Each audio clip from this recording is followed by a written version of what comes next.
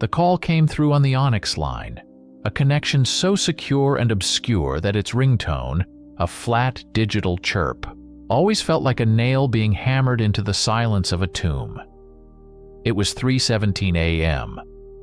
I was in my designated quarters at the facility, a room designed to be a sensory deprivation chamber, all muted grays and sound-dampening foam. It was the only way I could truly rest, to silence the constant, low-grade hum of human emotion that clung to the world like static. I answered on the first chirp. "Randall, this is Sheriff McCormick, Redwood Creek, Oregon. Authorization code, Sierra Tango 99er Echo." The voice was gravel, scraped raw by stress and cheap coffee. It carried the weight of a man who had seen too much and was now staring at something far worse. I was told to use this number if the devil himself decided to take a stroll through my county. I sat up, the thin blanket sliding off my chest. My job is to act as a psychic anchor, a human circuit breaker for my team. But in moments like this, I'm the filter. I take the raw terror from the field and translate it into actionable intelligence. "You've made the right call, Sheriff. Describe the situation." "A family of 4, the Hendersons, from Portland. They were camping up by Lost Lake. Didn't check out this morning." A pause, filled with the sound of rain drumming against what I imagined was the roof of his patrol car. "I went up there myself.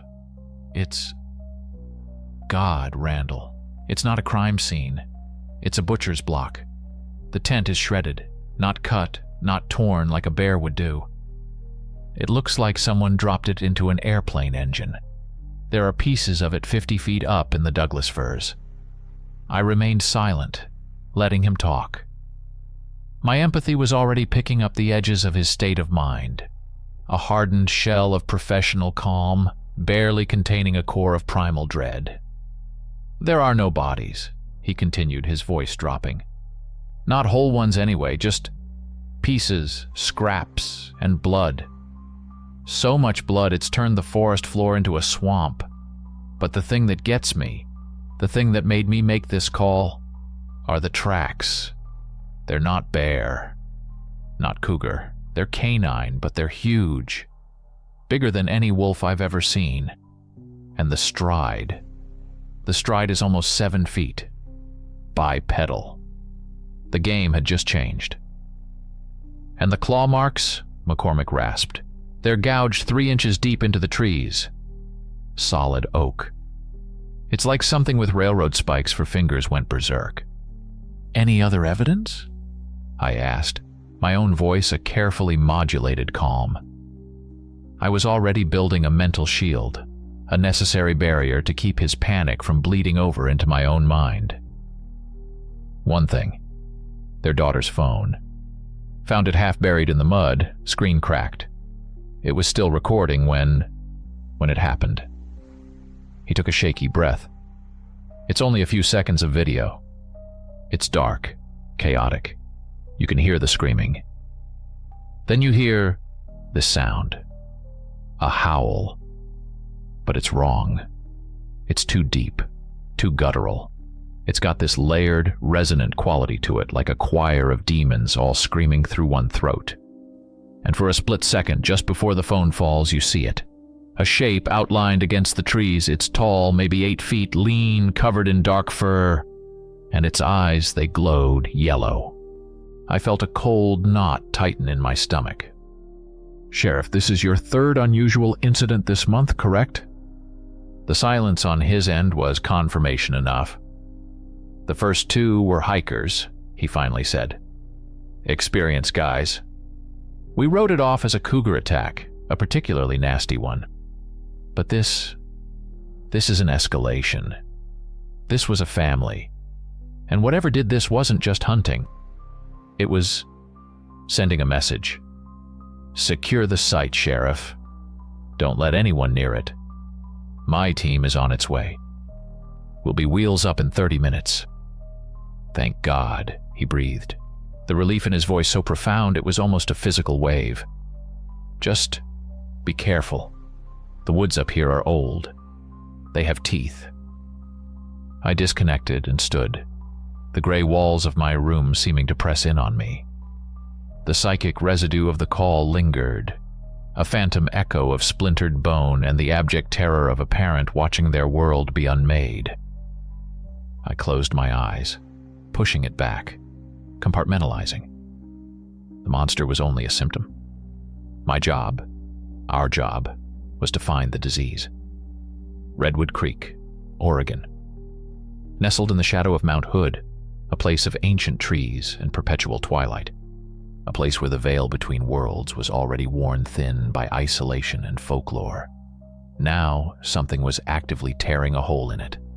And that howl McCormick described, that layered, resonant cry, it wasn't the sound of a beast. It was the sound of an invocation. I dressed quickly in my standard field gear. Dark, durable cargo pants, a reinforced Henley, and a leather jacket that housed more than just a sidearm. My focus was already expanding, reaching out through the facility, touching the minds of my team. I didn't need to send an alert. They would already feel the shift in the facility's psychic atmosphere, the change in pressure that came with a new, active threat. They would be waiting for me. The hour of the wolf had begun, and we were the ones who had to walk into the darkness to meet it. The Bureau of Paranormal Containment and Research exists in a place that's not on any map. Our headquarters is buried deep beneath a decommissioned communications array in the Nevada desert, a concrete labyrinth of laboratories, archives, and training facilities. It's a place hermetically sealed against the outside world, both physically and psychically. And it was my job to keep the inside from collapsing under its own pressure. Before heading to the briefing, I made my usual rounds, a mental check-in with my team. I found Savannah Cross in Combat Simulation Room 3. The air inside was thick with the scent of ozone and hot metal. The holographic projectors were off, but the psychic residue of her session was still potent, a storm of controlled violence and honed instinct. She stood in the center of the room, breathing slowly, her body wiry and coiled like a spring. Sweat plastered her dark hair to her temples. Her eyes, usually a warm brown, held the flat, predatory focus of a hawk. Savannah's gift or curse was what our internal literature called atavistic regression. She could tap into the primal, animalistic core of her DNA, becoming the ultimate predator, the perfect hunter. It was a dangerous edge to walk, and she was the only one I'd ever met who could do it without losing herself completely. She met my gaze as I entered, the predator receding, the woman returning. She simply nodded. She'd felt the call. Next, I found Rowan Drake in the archives. The air here was the polar opposite of the sim room, cool, dry, and smelling of old leather and dried herbs. He was surrounded by towering shelves of grimoires, forbidden texts, and artifacts that hummed with caged power. Rowan was a thaumaturgist, a practitioner of energy manipulation. He saw the world not as matter but as a tapestry of interwoven energies, ley lines, and psychic signatures. He was running a gloved hand over a tarnished silver locket, his brow furrowed in concentration. 19th century, he murmured without looking up. Carried by a sailor. A powerful ward against sirens, but it couldn't stop the scurvy. He finally turned to me, his pale blue eyes seeming to look right through me at the energy I was carrying from McCormick's call. "Oregon, isn't it?" he asked. "Something old has woken up." Finally, I reached the tech lab, Harper Nash's domain. Wires snaked across the floor like metallic vines, and banks of servers hummed a constant low drone. Unlike the rest of us, Harper had no innate abilities. She was a genius, pure and simple. Her weapons were code, frequency, and spectral analysis. She could build a device to exorcise a ghost from a hard drive or collapse a localized pocket dimension with the right acoustic resonance. She was hunched over a workbench, soldering a circuit board onto a device that looked like a cross between a stud finder and a proton pack. "Don't touch that," she warned as I approached. "It's a prototype acoustic resonator, calibrated to the resonant frequency of ectoplasm. In theory, it should make a Class 3 apparition vibrate until it dissipates. In practice, it might just make it really, really angry." She pushed her glasses up her nose and swiveled in her chair. "I've already pulled the preliminary data packet from Redwood Creek." "You're not going to like it." The four of us convened in the briefing room, a sterile chamber dominated by a large holographic display table. The lights dimmed and Harper brought up the evidence. A map of the Mount Hood National Forest appeared, a pinprick of red marking the Hendersons' campsite. "Satellite imagery shows a series of anomalous thermal blooms in the area over the last month," she began, her tone all business. "Brief, intense spikes of heat that flare up and vanish in seconds. Too hot for a campfire, too short for a forest fire." She swiped a hand, and the image was replaced by a waveform. "This is the audio from the girl's phone. I've cleaned it up and isolated the vocalization." The howl filled the room. It was worse than McCormick had described. It was a physical presence, a sound that vibrated in your bones and scraped at the base of your skull. It was a chord of pure malice, a symphony of rage, hunger, and something ancient and intelligent. Savannah flinched, a low growl rumbling in her own chest. "That's not natural," she said, her voice tight. "Every predator has a reason for its cry, a challenge, a territorial warning, a call to the pack. That's just hate. It's a sound engineered to cause terror." Rowan was staring at the waveform, his expression grim. "She's right. Look at the patterns, the frequency, the harmonics. They repeat in a distinct, mathematical sequence. It's not a random howl. It's a chant, an incantation spoken in a language of violence." "I ran a spectral analysis," Harper added, pulling up another screen of complex graphs. "Beneath the primary audio, there's a subsonic layer, a frequency that operates below the threshold of normal human hearing. It's designed to trigger a primal fear response in the amygdala." I looked at my team, the hunter, the wizard, the scientist. Each had seen a different facet of the same monstrous truth. This wasn't a cryptid on a rampage. This was an attack, planned, executed, and tactical. McCormick mentioned 2 other incidents, I said, my voice steady, projecting a calm I didn't entirely feel. "All within a 10-mile radius, all displaying the same markers: extreme violence, bipedal canine tracks, and ritualistic undertones. Whatever is happening in Redwood Creek, the Henderson family was not the beginning, but it was an escalation, a declaration." "They're getting bolder," Rowan murmured, his eyes distant. "Or more desperate. Rituals like this require immense energy. They're building towards something." "Then we're going to stop them," I stated. I looked at each of them in turn, reinforcing our connection, our purpose. I was the anchor, and it was my job to hold them steady in the coming storm. Harper packed the gear. Full spectrum analysis, acoustic deterrence, the works. Rowan, pull every text you can find on lycanthropic lore, summoning rituals and nature-based cults in the Pacific Northwest. Savannah, prep for tracking. These things bleed, so they can be followed. We leave in 20. They nodded, a single unified purpose settling over the room. We were the BPCR. We were the people who stood in the shadows to fight the things that lurked there, And in the deep ancient woods of Oregon, the shadows were growing long. The descent into Redwood Creek was like sinking into a glass of murky water. One moment we were above the clouds in the agency's unmarked Gulf Stream.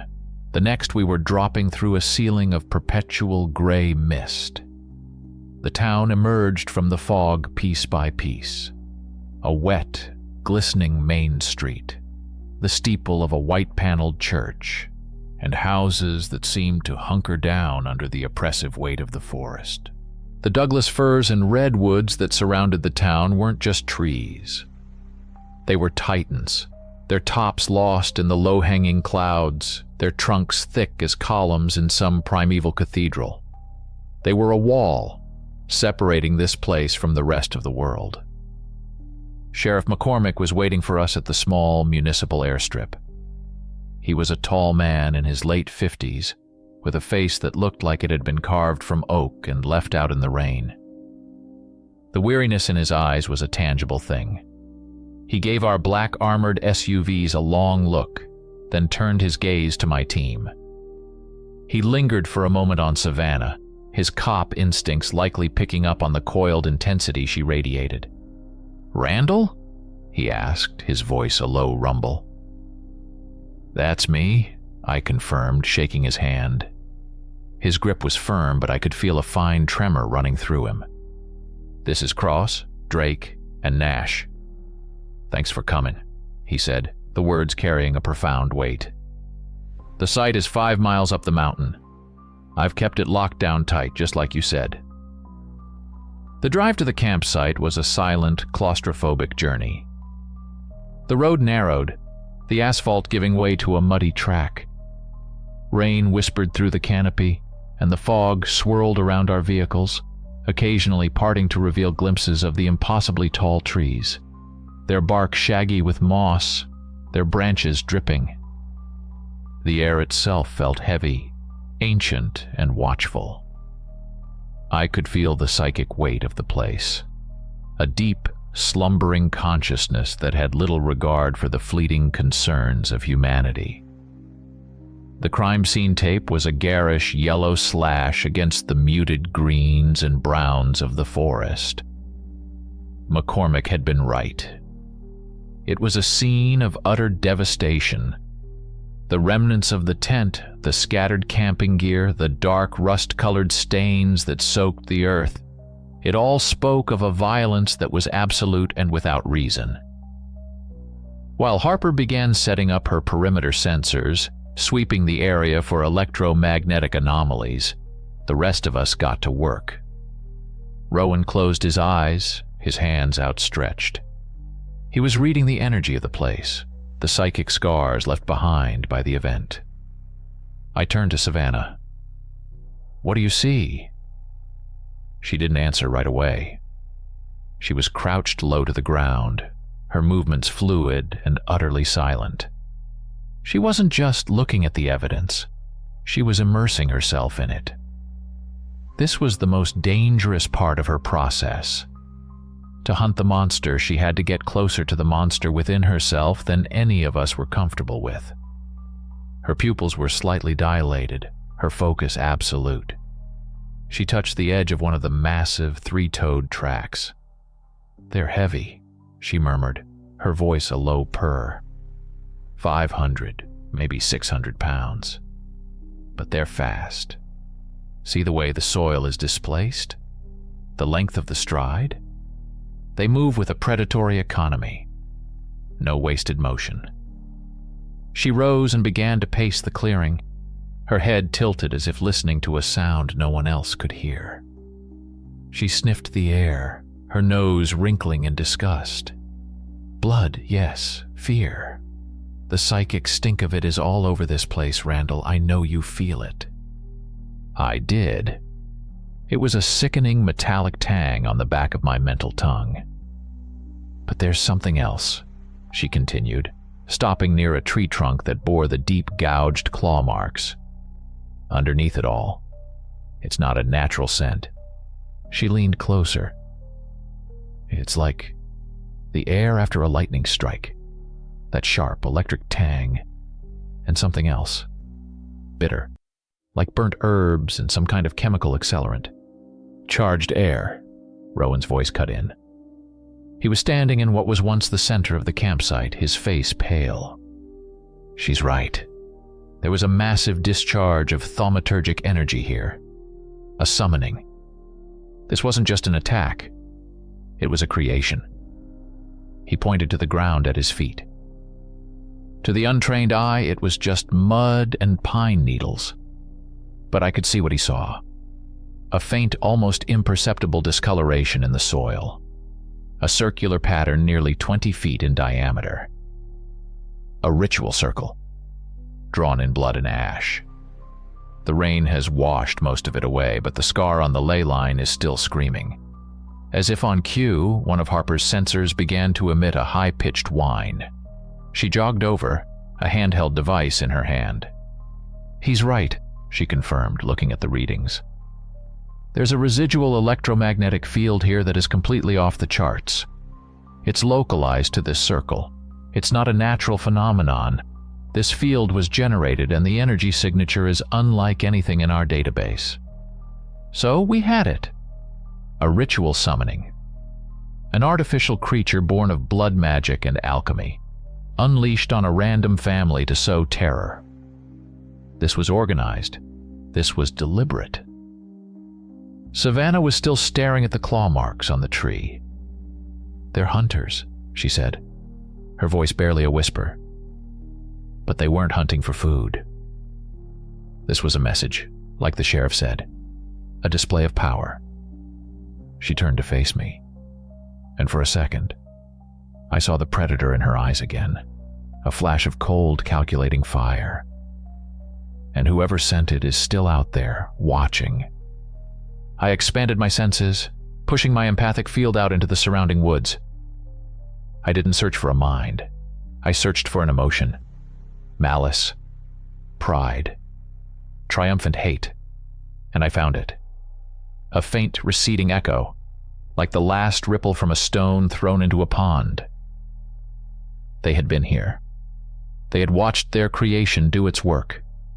The rain began to fall harder, a cold, persistent drizzle that promised to turn into a downpour. It was washing away the evidence, but it couldn't wash away the psychic stain. The woods of Redwood Creek had tasted blood, and they were hungry for more. Leaving the crime scene felt like surfacing from a deep, cold dive.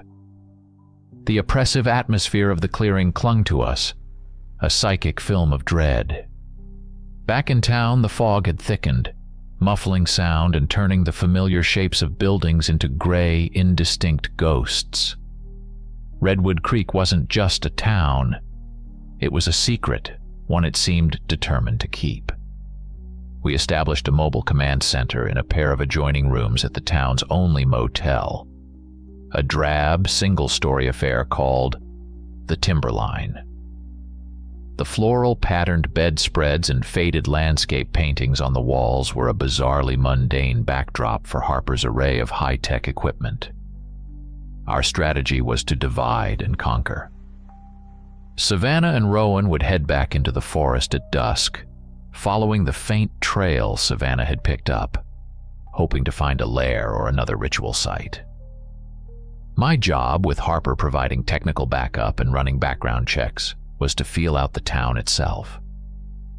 A summoning ritual of that power and specificity required knowledge, resources, and most importantly, a belief system. Someone in this isolated, insular community knew something. People in places like this don't talk to feds, Harper said, tapping away at her laptop, her screen a cascade of green code. They barely talk to each other. I'm not a fed, I replied, shrugging off my damp jacket. I'm a concerned folklorist from a university here to study local legends. You're my research assistant.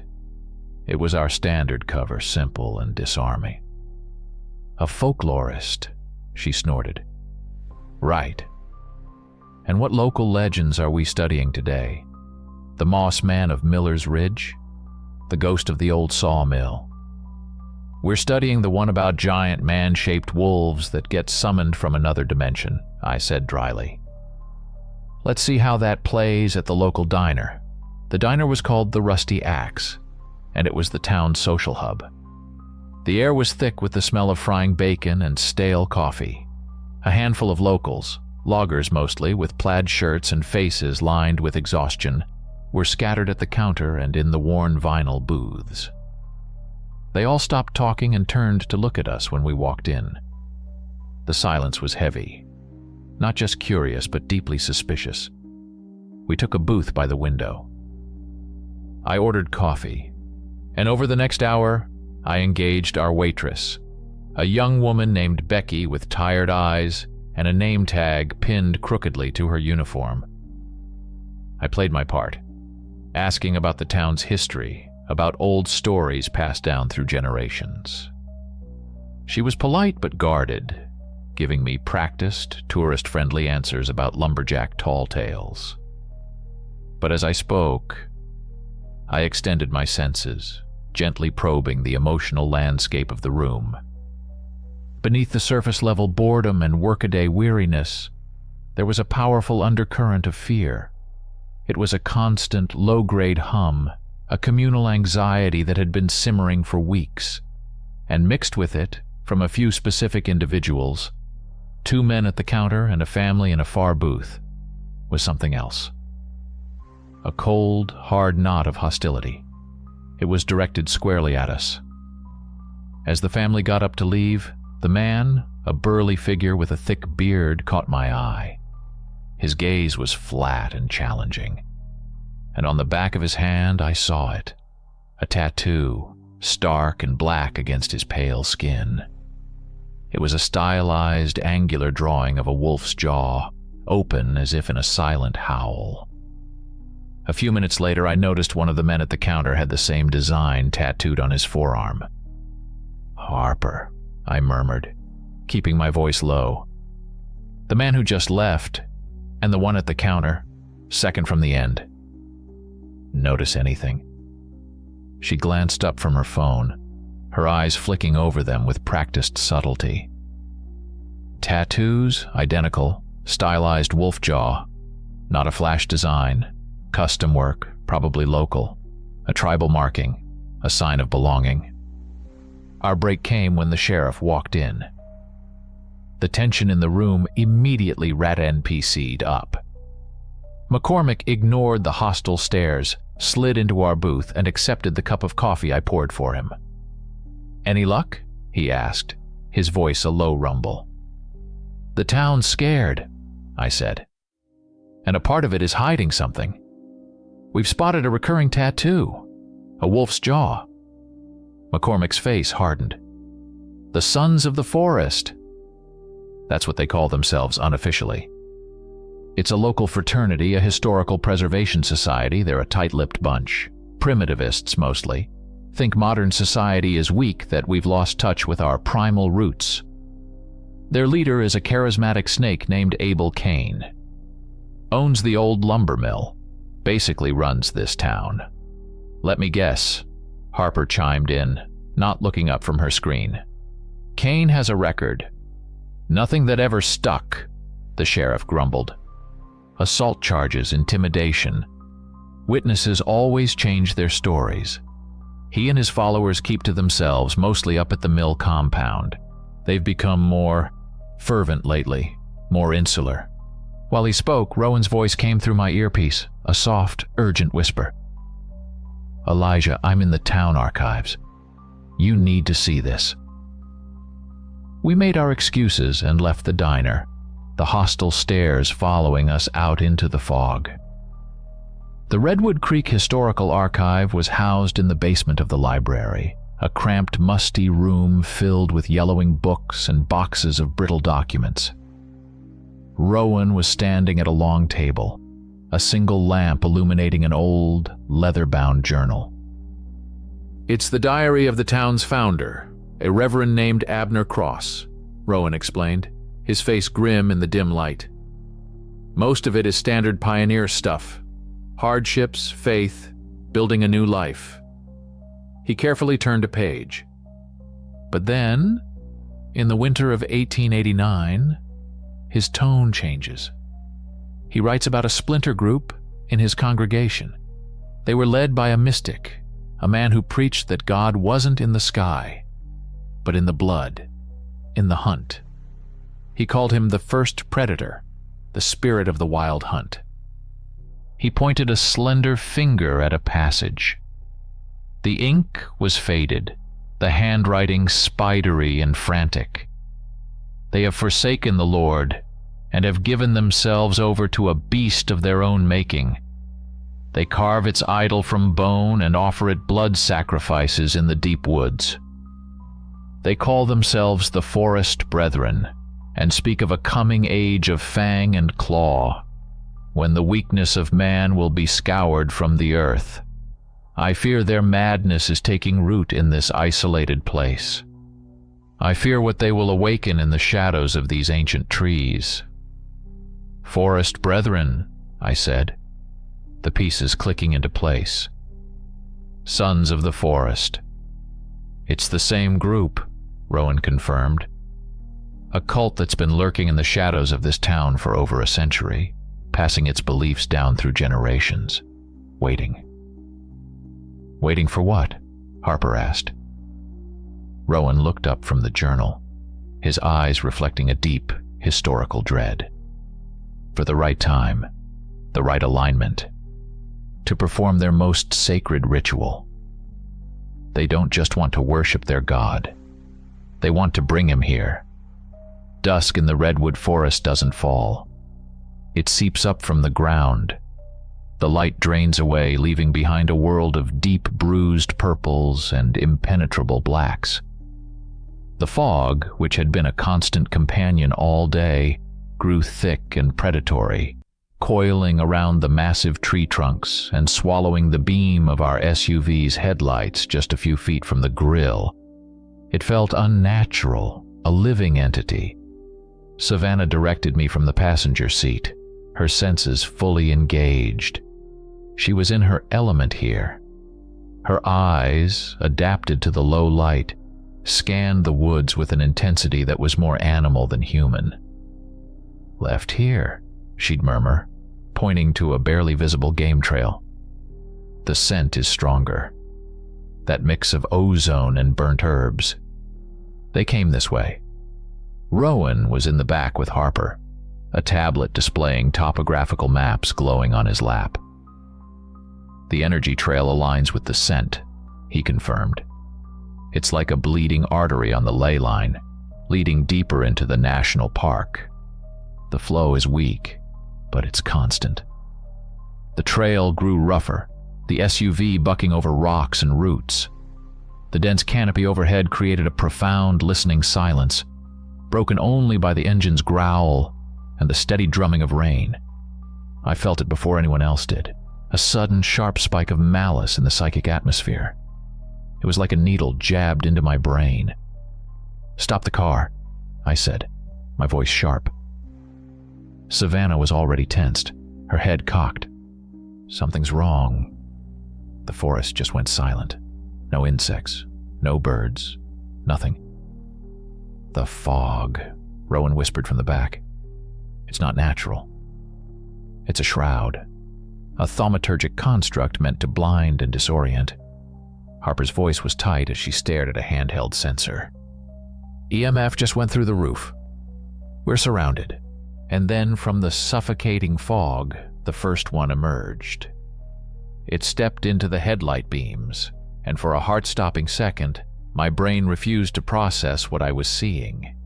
It was 8 feet tall, a skeletal frame of muscle and sinew stretched taut over unnaturally long limbs.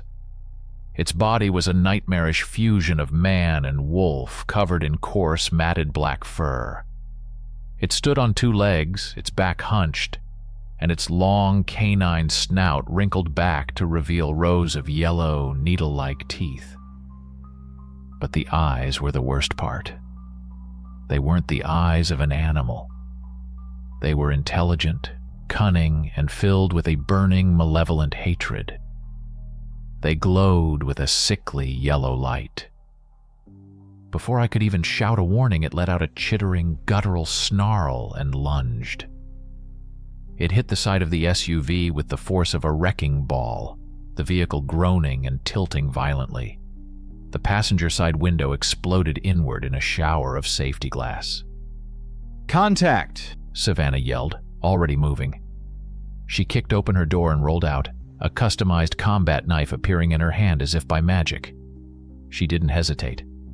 She met the creature's charge with a ferocity that matched its own, a whirlwind of precise, brutal motion. Another one burst from the fog on my side, its claws screeching as they tore through the vehicle's metal door.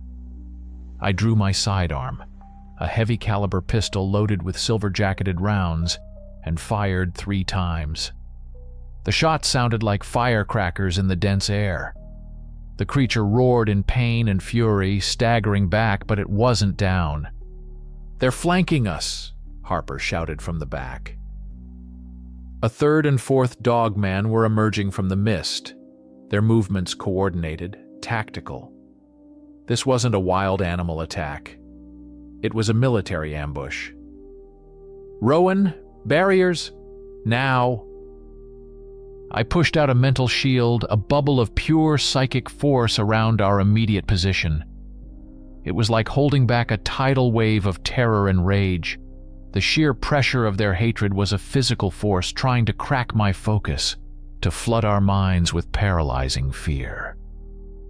Rowan was chanting in a low, resonant language, his hands weaving intricate patterns in the air. A shimmering shield of blue light flared to life, deflecting a lunge from one of the beasts.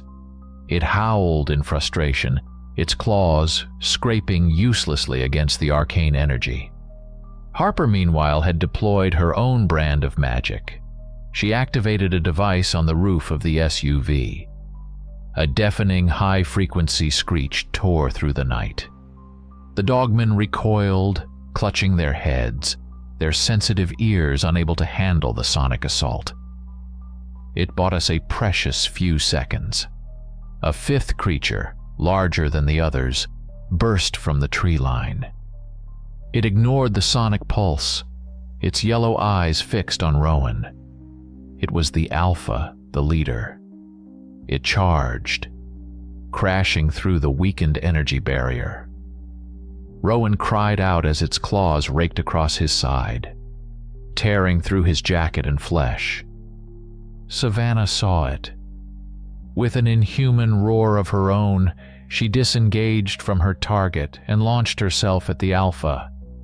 She moved impossibly fast, a blur of motion. She ducked under a sweeping claw that would have decapitated a normal person and drove her knife deep into the creature's thigh.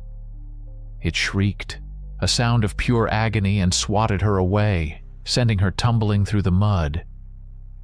I scrambled out of the driver's seat, firing at the Alpha, drawing its attention. It turned its glowing eyes on me, its lips peeled back in a rictus of hate. I could feel its mind, a furnace of manufactured rage, a simple, brutal directive. Kill. Just as it gathered itself to spring, the rear of our second SUV, the one containing most of our heavy gear, erupted in a ball of orange flame. One of them had gotten to it. The explosion lit up the forest, silhouetting the monsters in a hellish orange glow. Startled and momentarily blinded, they hesitated. It was the opening we needed. "Fall back! Now!" I yelled, grabbing the wounded Rowan and hauling him toward the remaining vehicle. Harper laid down, covering fire with a burst from her sonic cannon, while Savannah, already back on her feet, harried the creature's flanks, forcing them to give ground. We piled into the one working SUV, tires spinning in the mud as I slammed the gas pedal to the floor. We tore back down the trail, leaving the burning wreck and the shrieking monsters behind in the suffocating fog. We had survived, but we were hurt, cut off, and one of our vehicles was destroyed. They had tested us. They had measured our strength. and as we sped away I could feel the cold, calculating intelligence that had directed the attack watching us go. This wasn't the hunt. This was just the opening move. We limped back to the Timberline Motel, the single remaining SUV scarred and battered, its side bearing the deep gouges of the dogman's claws. The atmosphere inside our makeshift command center was tense. The smell of antiseptic filled the air as Harper expertly stitched up the deep gashes on Rowan's side. He was pale and breathing shallowly, but his eyes were clear, focused. The physical pain was nothing compared to the violation he felt from the creature's touch. It wasn't just claws, he gritted out as Harper applied a bandage. There was a psychic contagion, a sliver of its rage trying to poison me. Elijah, if you hadn't been shielding us. I felt it, I said grimly. It was a directed attack. The Alpha went for you specifically. They knew you were the one creating the barriers. This was a chilling revelation. They hadn't just attacked us. They had identified our roles, our strengths, and our weaknesses on the fly. They had targeted our arcane support. Savannah was cleaning her knife, her movements precise and methodical.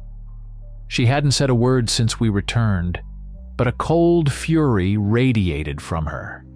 She had met the enemy on her own terms and had been found wanting not in skill, but in sheer numbers and tactical coordination.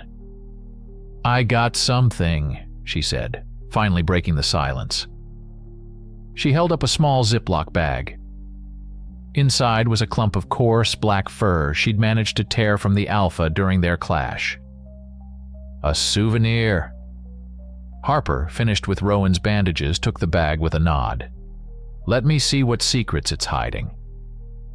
She moved to her portable analysis station, a collection of spectrometers and microscopes connected to her laptop. While she worked, I focused on another piece of evidence. During the frantic retreat, I had noticed something small and metallic fall from the Alpha's neck when Savannah stabbed it. I had scooped it up without thinking. Now, I placed it on the table under the dim motel lamp. It was a crude amulet, fashioned from a shard of dark obsidian-like stone, etched with the same stylized wolf jaw we'd seen tattooed on the locals. It was strung on a simple leather cord. This was the link. The proof that the creatures and the town's secretive cult were one and the same. "Rowan, can you read this?" I asked. He leaned forward, hissing in pain as the movement pulled at his stitches. He looked at the amulet, not with his eyes, but with his other senses. It's saturated, drenched in sacrificial energy, blood, pain, fanaticism. It's a focusing lens, a conduit. This was my turn. My empathy wasn't just for reading living minds. With a strong enough emotional imprint, I could sometimes touch the echoes left behind on objects. I picked up the amulet. It was cold, unnaturally so, and it seemed to vibrate with a low, malevolent energy. I closed my eyes, shut out the motel room, and reached out with my mind, following the psychic threads woven into the stone. The world dissolved into a maelstrom of disjointed images and raw emotion. I saw a dark cavern lit by flickering torchlight. Figures in dark robes chanting in a guttural language. The wolf jaw symbol was everywhere, painted on the walls, carved into a great stone altar. I felt their collective consciousness. A seething brew of resentment for the modern world, a fanatical devotion to a primal bloody creed, and an ecstatic, terrifying joy in the violence they were unleashing. And I heard a name, not spoken, but projected, a psychic brand seared into the fabric of the ritual. The children of the First Fang. It was their true name, the one they kept hidden beneath the public facade of the Sons of the Forest. Then, a new vision flooded me, the creation of the Dogmen. A human vessel, a cultist, willing or not, I couldn't tell, strapped to the altar. A concoction of herbs and chemicals forced down their throat.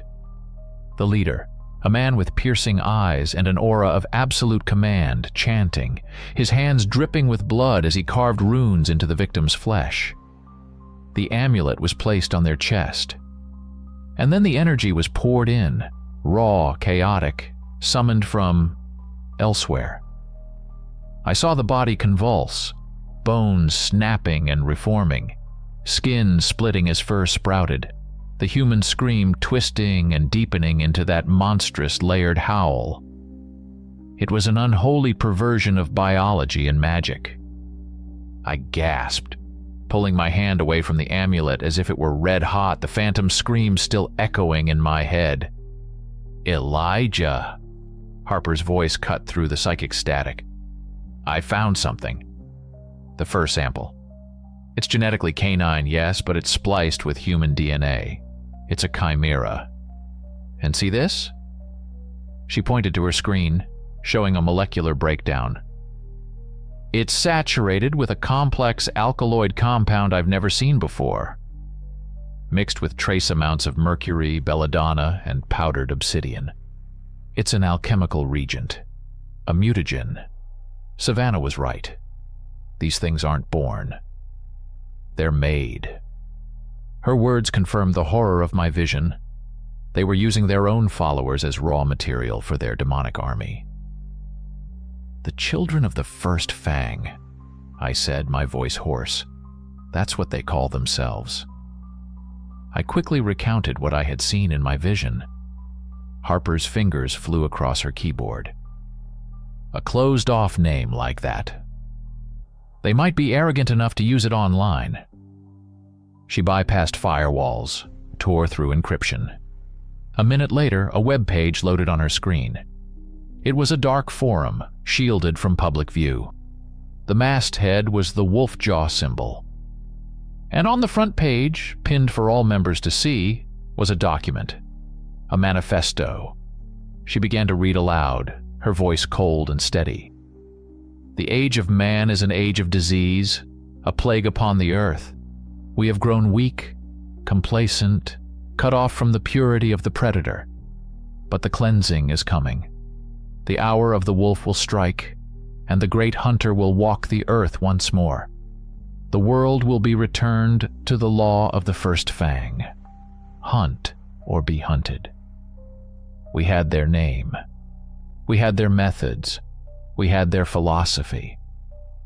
And we now knew with chilling certainty that we were not just fighting monsters. We were fighting a war against an army of true believers who were willing to sacrifice their own humanity on the altar of their bloodthirsty God. The revelation that the children of the first fang were transforming their own members into dogmen cast a pall over the room. It was one thing to fight monsters. It was another to know they were once men, twisted into weapons by a fanatical ideology. It made our mission darker, more personal. Rowan was the quietest. The psychic poison from the Alpha's claws, though neutralized by my shield, had left a residue. It was like a spiritual infection, making him more sensitive, his own mental defenses thinned. He sat on the edge of the motel bed, the blood-soaked amulet from the ambush resting on the table in front of him. His focus was absolute. "They're not just making soldiers," he said, his voice a low, strained whisper. "The transformation ritual, the energy required is immense. They can't be generating it themselves. They're drawing it from a source, a powerful one." He reached out a trembling hand, his fingertips hovering an inch above the amulet. "This is a key, a conduit. If I can trace the energy flow back to its origin—" "Rowan, you're in no condition," I warned. "An attempt like that could shred your consciousness." "It's the only way, Elijah," he countered, his pale blue eyes meeting mine. They were filled with a grim determination. "They ambushed us. They know we're here. We've lost the element of surprise. We need to know what they're planning, and we need to know now. I knew he was right. We were on the back foot, reacting to their moves. We had to go on the offensive. I gave a reluctant nod. Harper, monitor his vitals. Savannah, guard the door, no interruptions. I moved to Rowan's side. I'll be here. I'll anchor you. If it gets to be too much, I'll pull you out. He gave me a grateful, tight-lipped smile. He closed his eyes, his breathing deepening into a meditative rhythm. He placed his hand on the amulet. The shift in the room was instantaneous. The temperature dropped. The air grew thick, heavy, tasting of static and old stone. Rowan began to sweat, a low hum vibrating from his chest. He was casting his consciousness out like a fishing line, following the thread of dark energy that connected the amulet to its master. For a long minute, there was silence. Then, Rowan's body went rigid. A soft gasp escaped his lips. "I see it," he whispered, his voice sounding distant, ethereal. A cave, deep beneath the earth. The walls are red, slick with moisture. It's an old mine, cinnabar. The altar from your vision, Elijah, it's here. It's carved from the heart of the mountain. His breathing hitched. The cult is gathered. They're chanting. Abel Cain is leading them. He's not just a leader. He's a high priest. The energy isn't flowing through him, it's pouring from him. But even he is just a vessel. Suddenly, Rowan arched his back, a pained cry torn from his throat. No. "Rowan, come back," I said, placing a hand on his shoulder, trying to reinforce my psychic anchor. But it was like trying to tether a rocket. He was being pulled somewhere else. "He sees me!" Rowan gasped, his eyes flying open. They were wide with terror, the pupils so dilated they seemed to swallow the blue. But he wasn't looking at me. He was looking through me, at something vast and horrifying that only he could see. Behind the altar, reality is thin, it's torn. There's a void. A doorway to a place of eternal twilight and endless hunger. His voice dropped to a choked whisper, filled with an awe that was indistinguishable from terror. Something is looking back. Oh God, it's colossal. A shape of shadow and starlight, a constellation of burning eyes.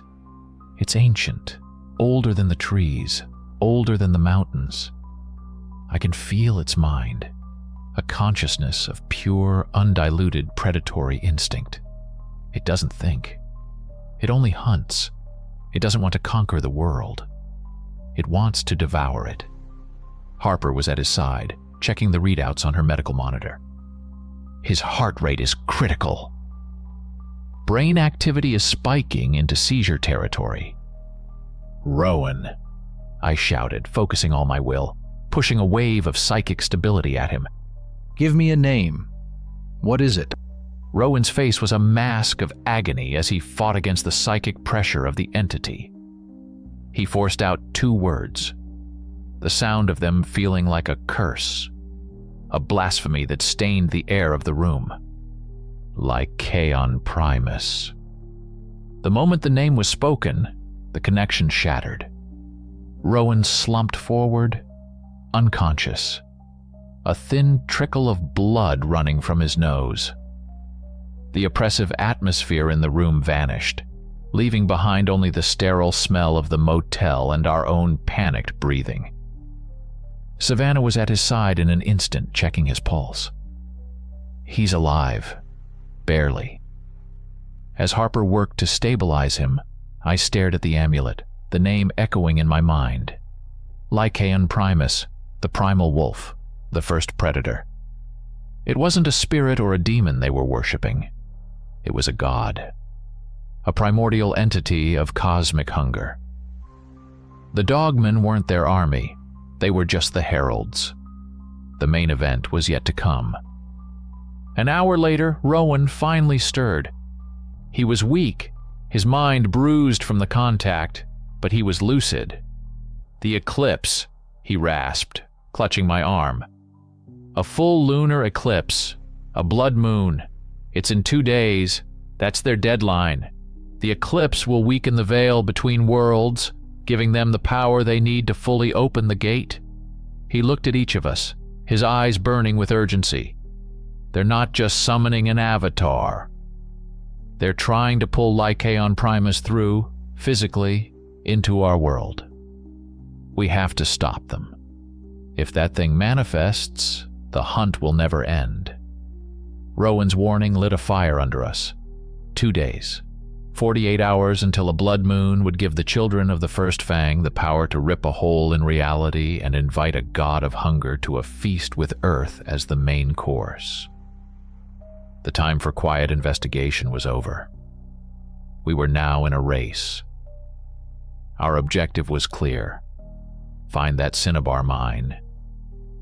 We gathered around the table, the flickering screen of Harper's laptop illuminating our grim faces.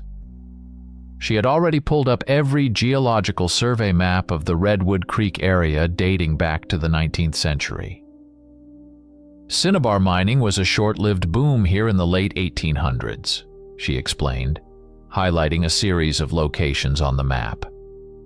Most of the mines were small, unstable, and tapped out quickly.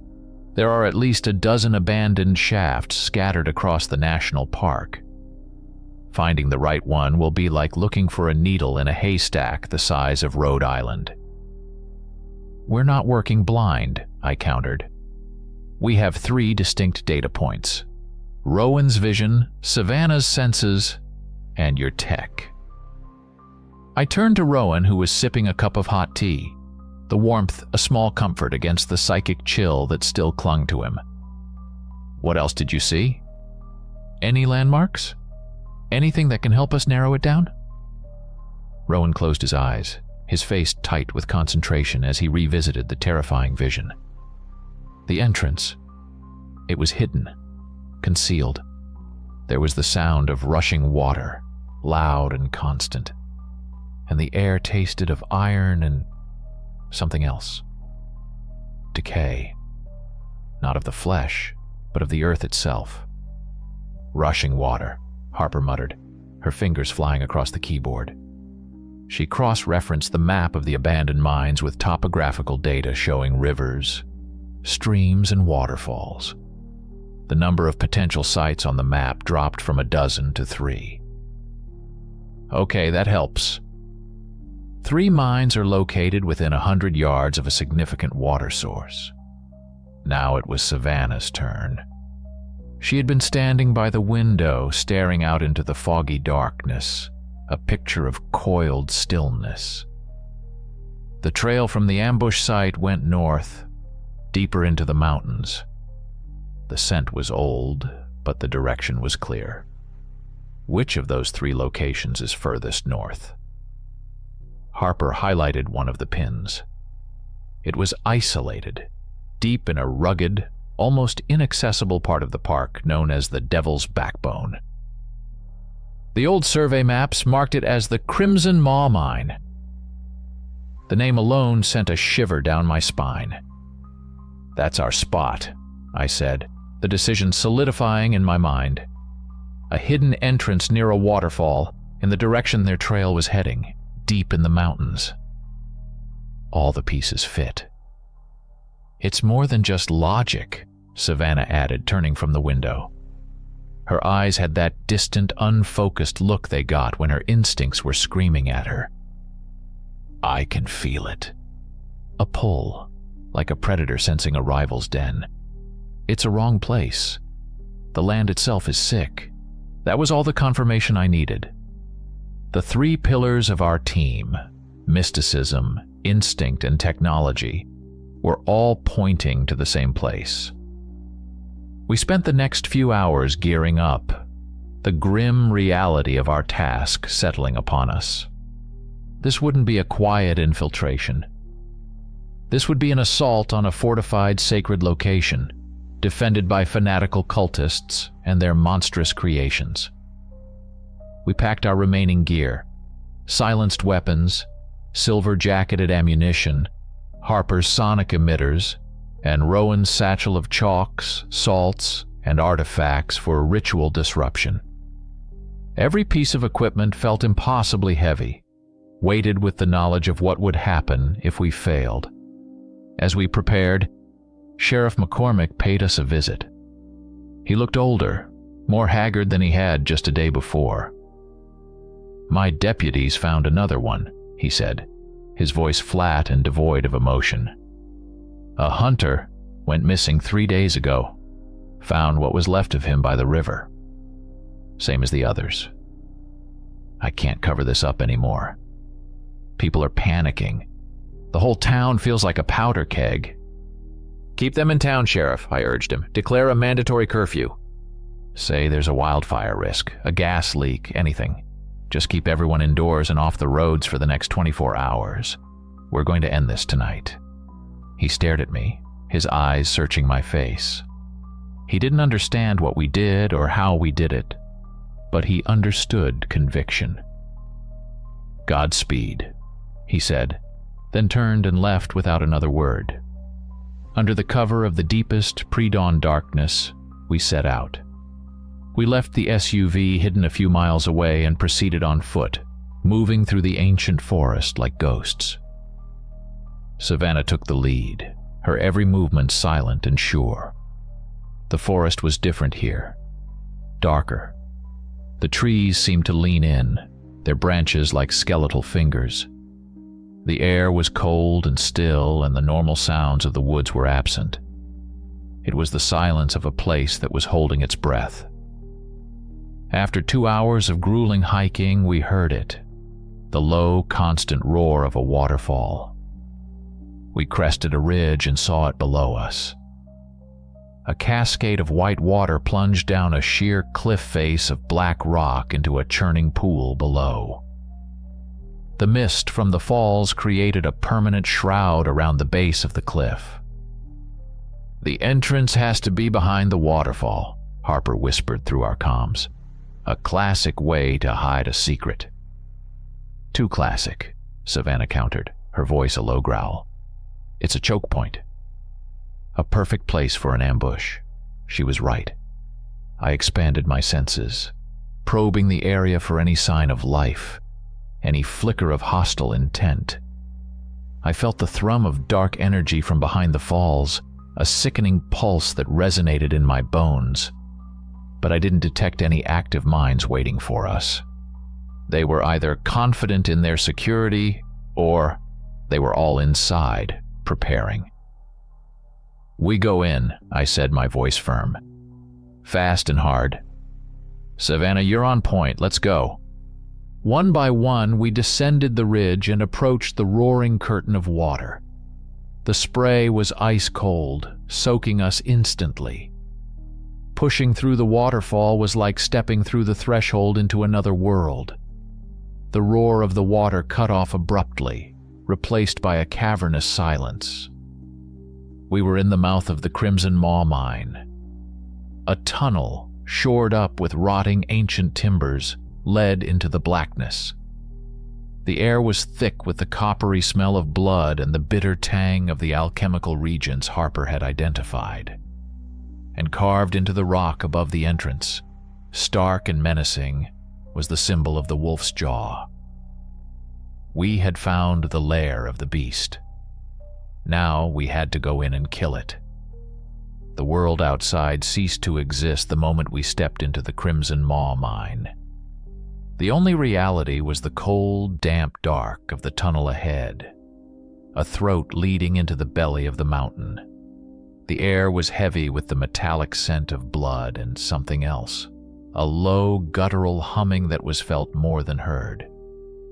It was the sound of a ritual in progress. We moved in a diamond formation, a silent, four-person engine of destruction. Savannah was at the point, her knife in one hand, a suppressed pistol in the other, her eyes scanning the oppressive darkness. I was behind her, my senses fully extended, a psychic shield shimmering invisibly around us, masking our emotional signatures and guarding against mental assault. Harper and Rowan followed, their respective gear held at the ready. The main tunnel opened into a large central chamber, a natural cavern that had been expanded by the miners of old. Here, the children of the First Fang had established their forward guard. 3 cultists in dark, homespun robes stood watch, armed with crude hunting rifles. But they weren't our primary concern. Chained to the rock walls on either side of them were 2 dogmen, their yellow eyes glowing in the gloom, their bodies tense and quivering with restrained violence. They were guard dogs from hell. The cultists spotted us the same moment their beasts did. A warning shout died in one man's throat as a round from Savannah's pistol struck him squarely in the chest. Before the other 2 could even raise their rifles, she was on them, a phantom of motion in the half-light. It was over in seconds. The chained dogmen, however, erupted in a frenzy of roars and howls, the sound deafening in the enclosed space. They strained against their thick iron chains, the links groaning under the pressure. "The chains won't hold," Harper yelled over the din. "I need to set the resonator." "Buy her time," I commanded. Rowan began chanting, throwing up a shimmering wall of force between us and the enraged creatures. I focused on the one to the left, pushing a wave of pure psychic confusion at it, trying to scramble its already fractured mind. It shook its massive head, snarling, but its assault on the chains faltered. Harper slammed her device onto the cavern floor and activated it. A low-frequency hum built rapidly into a piercing tone that made my teeth ache. The effect on the dogmen was immediate and horrific. They shrieked, a sound of agony that was almost human, and began to convulse violently. Their unnatural forms seemed to vibrate, to lose cohesion. With a final wet, tearing sound, they collapsed, their bodies dissolving into a foul-smelling slurry of mutated flesh and black ichor. "Move," Savannah urged, already sprinting for the tunnel on the far side of the chamber. The sounds of the ritual were louder now, a rhythmic, hypnotic chant that seemed to pull at our minds. The final tunnel opened into a vast, cathedral-like cavern. The air here was electric, the pressure immense. In the center of the cavern, on a raised dais of black rock, was the altar from my vision, and standing before it was Abel Cain. He was a tall, imposing figure, his face illuminated by the blood-red light that was pouring from a jagged, pulsating tear in the air behind him. The portal. It was a wound in reality, and through it, I could feel the colossal, ravenous presence of Lycaon Primus. Surrounding the dais was a circle of at least 20 robed cultists. Their voices joined in the incantation that was widening the rift. And patrolling the perimeter, unchained and alert, were 4 more dogmen, their eyes burning with cold fire. The eclipse had begun. A crimson light filtered down from a fissure high in the cavern ceiling, bathing the scene in a hellish glow. This was the hour of the wolf. The moment we entered, Cain's head snapped up, his eyes burning with fanatical light locked onto mine. "The unbelievers," he boomed, his voice magically amplified, echoing through the cavern. "An offering to the First Fang. Kill them!" The battle was joined. Savannah met the charge of 2 dogmen head-on, her movements a deadly dance of evasion and attack. She was no longer just a soldier. She was an apex predator fighting for her territory. Harper deployed 2 smaller, remote-controlled sonic emitters, sending them skittering across the floor to flank the cultists, their disruptive frequencies causing confusion and breaking their concentration. My fight was with Cain. He wasn't just a cult leader. He was a powerful psychic, a dark mirror of my own abilities. He launched a mental assault, a spear of pure hatred and terror aimed directly at my mind. I met it with my shield, the impact jarring me to my core. It was a psychic duel, a battle of wills fought in a silent space between heartbeats. He sought to crush me with fear. I sought to hold the line with calm, unyielding resolve. "Rowan, the runes!" I yelled, my voice strained with effort. While I held Kane's attention, Rowan raced toward the dais. The base of the altar was surrounded by a circle of glowing red runes, the anchors that were stabilizing the portal. He had to break them. A dogman lunged for him, but a well-aimed shot from Savannah, who spun out of her own fight for a split second, struck it in the shoulder, sending it tumbling. Rowan reached the circle and knelt, pulling a bag of white salt from his satchel. He began to pour it over the first rune, chanting a counterspell in a language of power. The rune sputtered and died, and the portal flickered, shrinking for a brief moment. Kane roared in fury, a wave of psychic force lashing out from him, knocking me back a step. "You cannot stop the cleansing," he screamed, his mind a vortex of madness and devotion.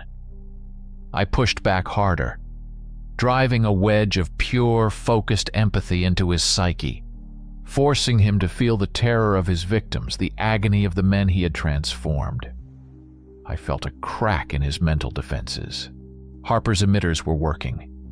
Several cultists had fallen to their knees, clutching their heads, their part in the chant broken. The portal wavered again, becoming unstable. Rowan moved to the next rune, but another dogman, this one bearing the scars from our ambush in the woods, intercepted him. It was the Alpha. It swatted him aside, sending him crashing to the stone floor. Before it could deliver a killing blow, Savannah was there. She met the Alpha's charge with a savage grace, her knife a silver blur. They engaged in a brutal, desperate struggle, a whirlwind of claw and steel. I saw my chance. With Kane momentarily distracted by Rowan's progress and Savannah's duel, I poured all of my strength into one final psychic thrust. I didn't attack his mind, I attacked his faith.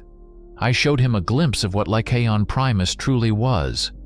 Not a god of noble savagery, but a mindless cosmic cancer that would consume him and his followers as readily as it would consume the world they hated. For a heartbeat, his concentration broke. His belief wavered. It was all Rowan needed. Scrambling back to his feet, ignoring his injuries, he threw the last of his salt onto the final master rune at the foot of the altar. The effect was cataclysmic. The moment Rowan broke the final rune, the ritual collapsed in on itself. A deafening implosion of sound and light ripped through the cavern. The crimson portal, no longer anchored to our reality, became a vortex. It stopped pushing outward and began to pull inward with irresistible force. Abel Kane, standing at the epicenter of the collapse, screamed. It was a sound of pure, unadulterated terror as the god he worshipped turned on him. The tendrils of shadow and void that had been reaching out from the portal now whipped around him, pulling him off his feet. He was dragged, screaming and clawing at the stone, into the rift. His voice was snuffed out as the portal swallowed him whole. The vortex's pull intensified. Loose rocks, discarded weapons, and the bodies of the fallen cultists were lifted into the air and sucked into the vanishing point. The dogmen were the next to go. They were not dragged. They were unmade. The dark energy that gave them form was violently reclaimed by the collapsing portal. They howled in agony as their bodies contorted, their flesh seeming to burn from within, dissolving into smoke and ash that was instantly drawn into the void. The Alpha, locked in combat with Savannah, simply disintegrated in her grasp, leaving her stumbling forward into empty space. "Hold on to something!" Harper yelled, her voice nearly lost in the roaring gale. We braced ourselves, digging our fingers into crevices in the rock, the force threatening to tear us from our moorings. The entire cavern groaned, stalactites raining down from the ceiling. For a terrifying 10 seconds, the world was a chaotic storm of wind, noise, and disintegrating magic. And then, as suddenly as it began, it was over. The portal snapped shut with a sound like a thunderclap, leaving behind a final, deafening silence. The unnatural red light of the eclipse was gone, replaced by the dim, natural gloom of the cavern. The air, once thick with power and malice, was now just cold, dead stone. It was over. We picked ourselves up, bruised, battered, and utterly exhausted. The cavern was a scene of devastation. The great stone altar was cracked in two. The floor was littered with the bodies of the cultists who had been too far from the portal to be pulled in. They were just men again. Their dark robes and fanatical beliefs no match for the cosmic forces they had tried to command. Rowan was leaning against the broken altar, his face pale with exhaustion and pain, but a small, triumphant smile touched his lips.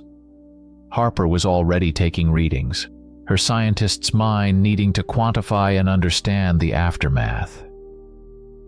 Savannah stood in the center of the cavern, her body still thrumming with the adrenaline of the fight, her eyes scanning the shadows for any remaining threats. I walked over to the spot where the portal had been. The rock was scarred, fused into a glassy black surface that was unnaturally cold to the touch. We had won. We had stared into the abyss, and we had slammed the door shut. We didn't linger.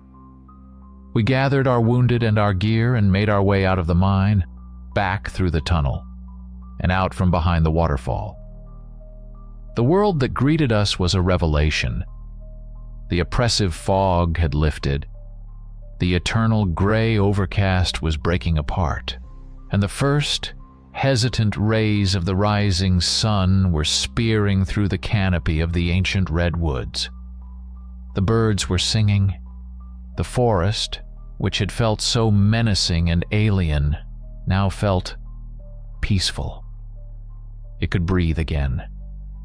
We emerged from the trees as the sun climbed higher, casting long shadows across the forest floor.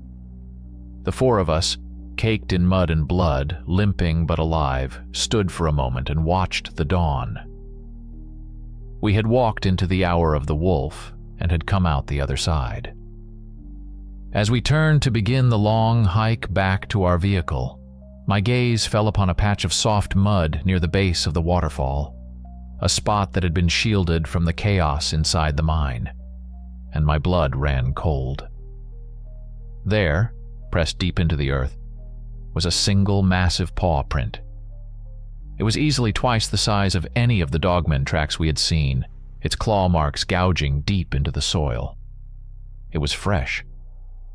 As I watched, a trickle of clean morning rainwater began to fill the impression, distorting its perfect, terrifying shape.